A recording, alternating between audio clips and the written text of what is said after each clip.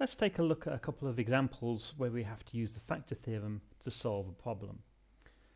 In example 1, we're given x plus 1 is a factor of a quartic, but the quartic is expressed in terms of a constant a, which we need to find.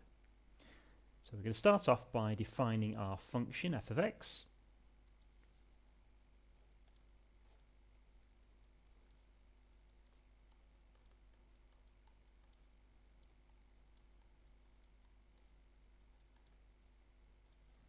Okay, and if x plus 1 is a factor, then f of minus 1 is going to give us the value 0. So all we need to do here is to substitute in minus 1 into our function, and we're setting that equal to 0. Pretty straightforward. All we need to do is just to work out the value of these terms, and we can work out what a is.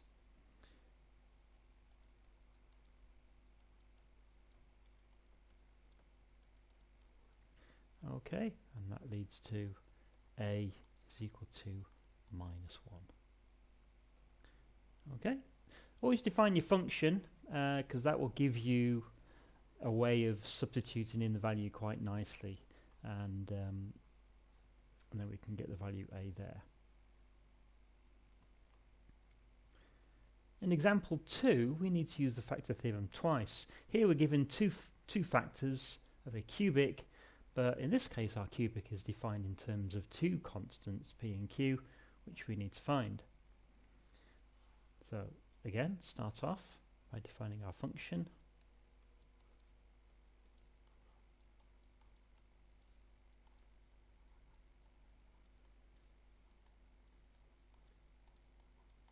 Now we can substitute the values in. So working with this first factor, x minus 1, so f of plus 1 is going to be 0.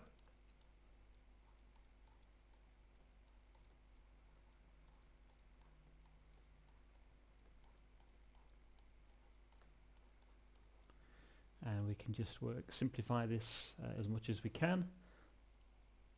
So we're going to get a p plus q.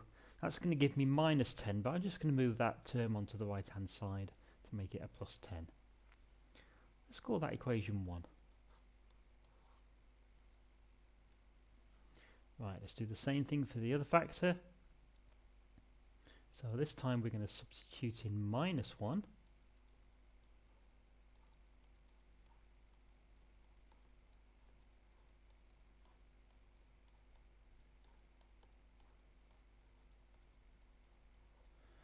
And simplify again.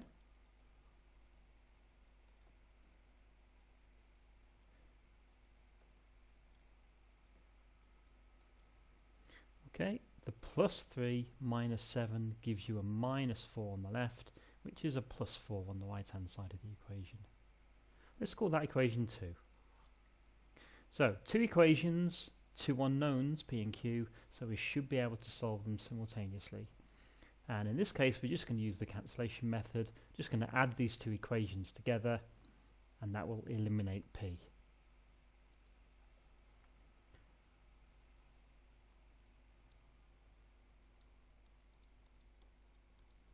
Okay, so p plus minus p is 0, q plus q is 2q, and 10 plus 4 is 14.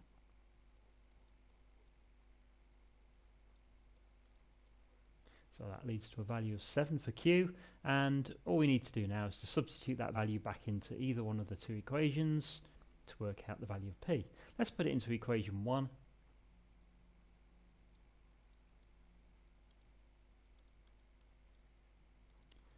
So that leads to a value of p of 3. Okay, and that's it. So just to go over that again, two factors, so two ways of substituting values in and solving them simultaneously to work out the values of p and q.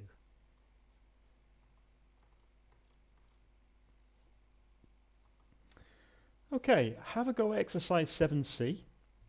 Here are the answers to the first 6 questions, so have a go and compare your answers, and hopefully that's making sense now.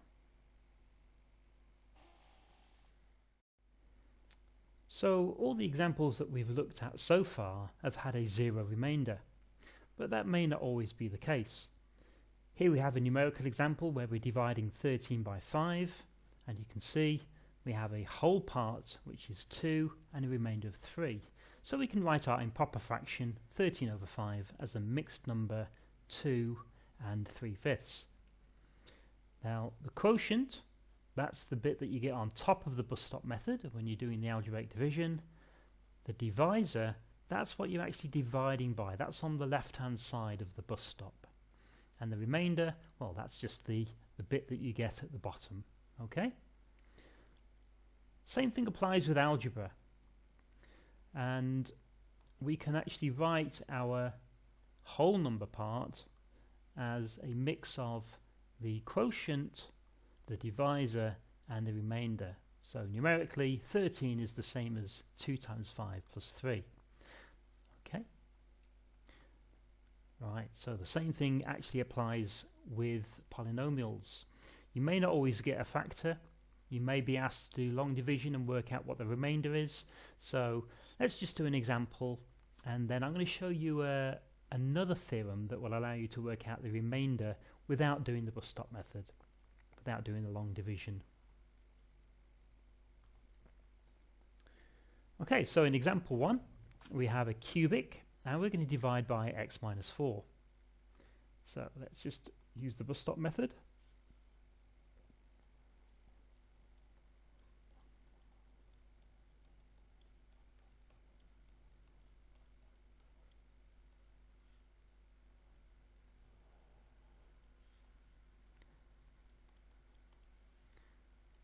Okay, so let's do this.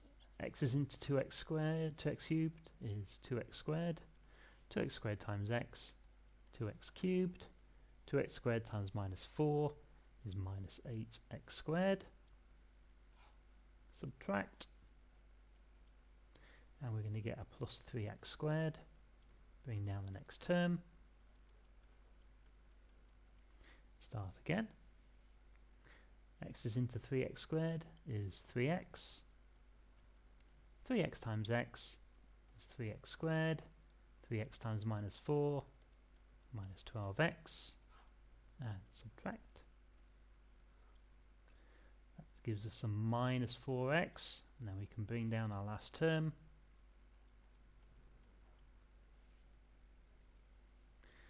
So x is into minus 4x is minus 4. Minus 4 times x, minus 4x. Minus 4 times minus 4 is plus 16. Okay, don't panic if you don't get a 0. It could be that there is a remainder, and that in this case x minus 4 is not a factor. So we actually get 10 minus 16. We get minus 6 as a remainder. So we can write our cubic. Just go up a little bit.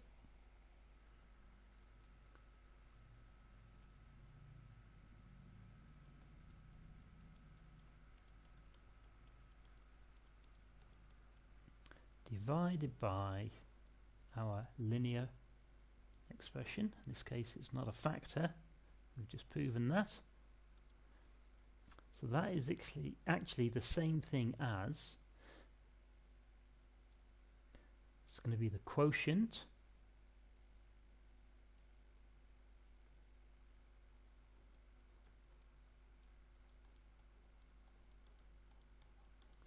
plus the remainder, which is minus 6, over what we're dividing by.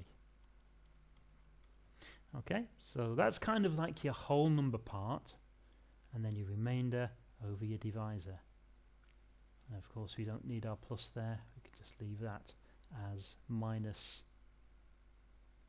6, like so. Sometimes you're asked to express it in that form. They'll say something like ax squared plus bx plus c plus d over x minus 4, and you have to write down the values of a, b, c and d. Okay, here's another one. why don't you just pause the video and give this one a go, see what you get as the remainder, and I'm going to go through it in a moment.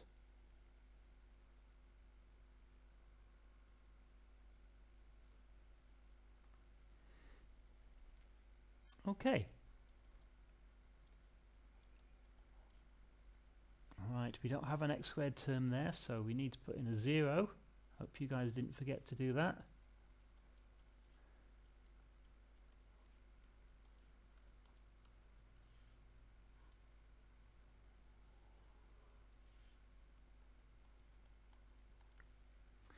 Okay, so we're going to get x squared.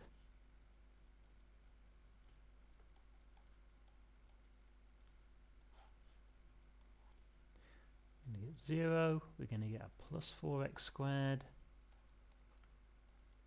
minus 20x. Okay, so we're going to get a plus 4x, get 4x squared minus 16x.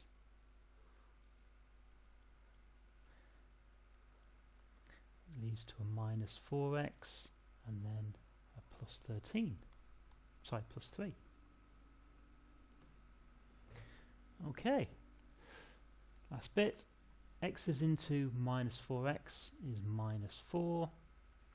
Minus 4 times x minus 4 is going to be minus 4x plus 16. And this time when we subtract, we get minus 13.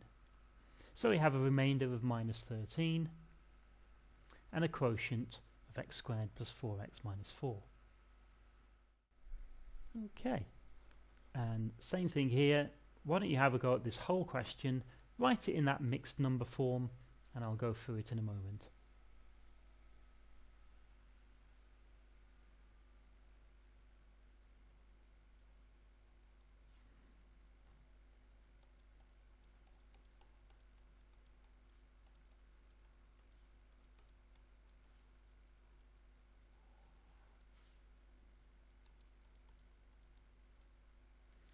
Okay, so get an x squared, x cubed plus 5x squared,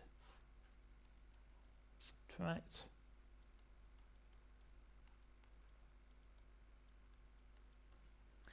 x is into minus x squared is minus x,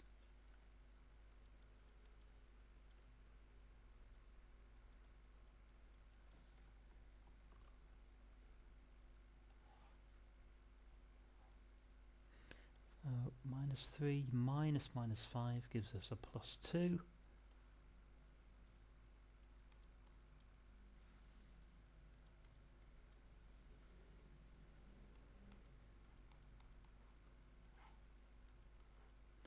So 2 minus 10 is minus 8. Right, so the last bit is to express it in the mixed number form. So we have our cubic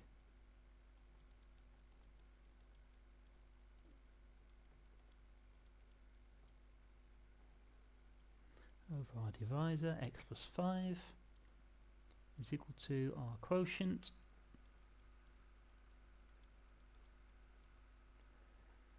and our remainder, like so. Okay, let's just move that all down a little bit.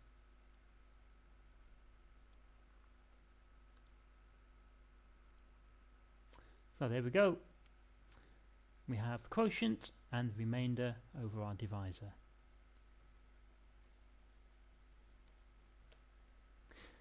Okay, here's a few questions for you. These I will be going over in the one-to-one tutorials, the face-to-face tutorials. So have a go for homework and hopefully they'll all make sense when I go through it in class. Okay, see you then. Okay, so I'd just like to talk about the remainder theorem. Now, this isn't officially on the specification, it's in the scheme of work, but it will be useful to be able to check your answers to the long division, okay, to the algebraic division. So I'm just going to go through it. And it's actually quite interesting from a mathematical point of view. Let's say we have 13 divided by 5. Okay, we know the answer as a mixed number is 2 3/5. And we could write 13 as 5 lots of 2 3/5. Okay, but 2 3/5 is the same thing as 2 plus 3/5. And if we multiply everything by 5, then what we end up with is 5 times 2 plus 3. Okay, so if we have an improper fraction, write it as a mixed number, then the number that we're dividing, 13 in this case, is equal to the divisor times the whole number part plus the remainder. Okay, just bear that in mind. We can multiply both sides by the denominator and we end up with this bottom line here. Now we're going to do the same thing with algebra. So here we have a function f of x divided by x minus a. So we get the answer a quotient or a whole number part plus the remainder divided by x minus a. Now if we do the same thing here, we multiply both sides by that divisor, which was 5 in our previous example. We end up with f of x is equal to the quotient times the divisor divided times x minus a plus the remainder. Okay, so that was equivalent to, let me just write down our previous example, our numerical example. We had 13 is equal to 2 times 5 plus 3. Okay, so far? The interesting thing comes when we say, what if we replace x by a? Okay, what is f of a? If x is replaced by a, then on the right hand side of this equation we get a minus a, which is 0, times the quotient, which is still 0, plus the remainder. So f of a actually gives you the remainder. Let me put that in another way. So if f of x is divided by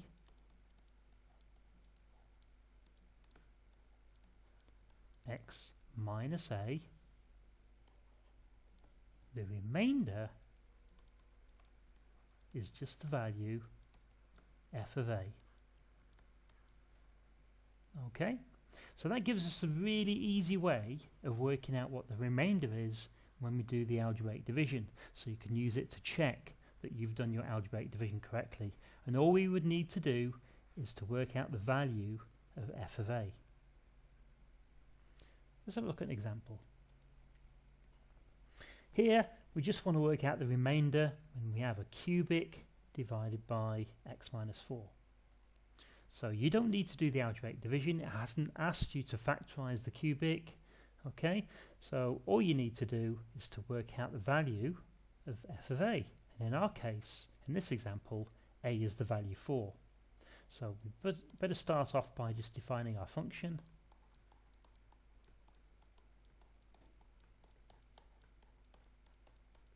And we're going to work out the value of f of 4.